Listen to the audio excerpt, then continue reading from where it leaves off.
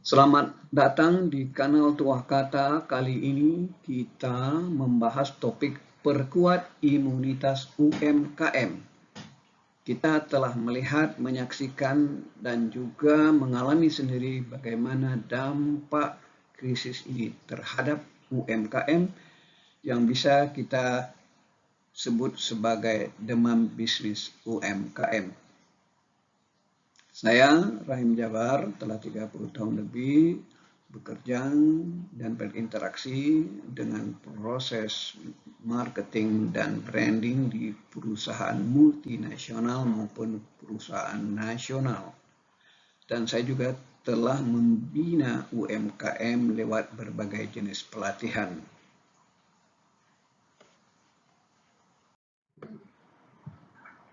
Dari interaksi dengan ratusan UMKM, kami menghimpun berbagai kendala dan kelemahan UMKM.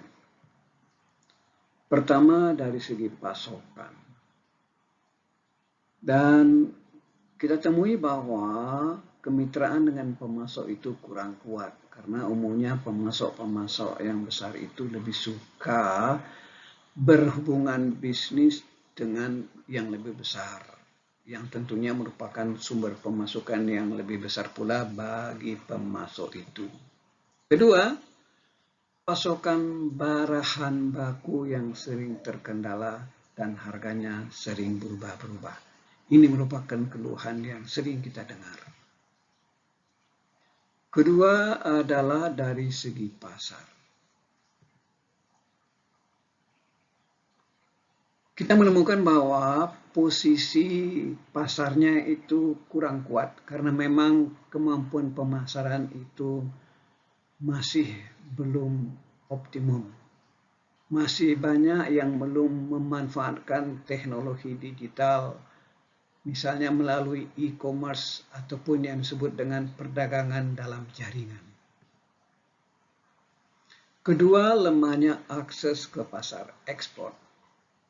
Sering terjadi ketika sudah dapat pelanggan di negara tujuan ekspor, menjadi kesulitan di dalam memenuhi permintaan yang makin besar. Di dalam negeri sendiri pun pangsa pasarnya kecil sehingga kurang berpengaruh dalam sektor dan bisnis industri di mana UMKM itu bergerak.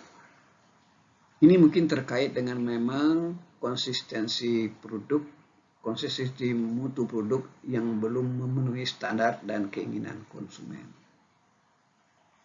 Dan yang kita perhatikan pula adanya persepsi dan risiko nyata bagi calon pelanggan dalam berbisnis dengan perusahaan yang lebih kecil.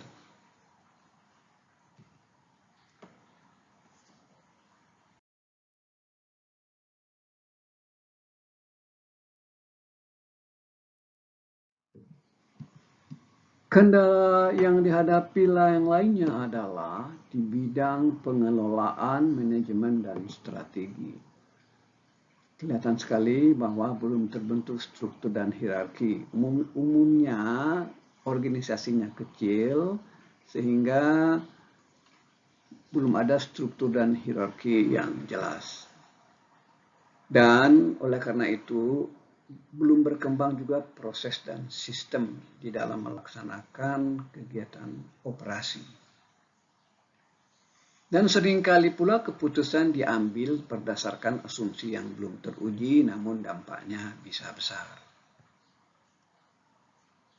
Dan kita perhatikan pula belum terlalu memikirkan untuk menghimpun keuntungan guna rencana jangka panjang, karena lebih terpusat kepada bisnis hari ini.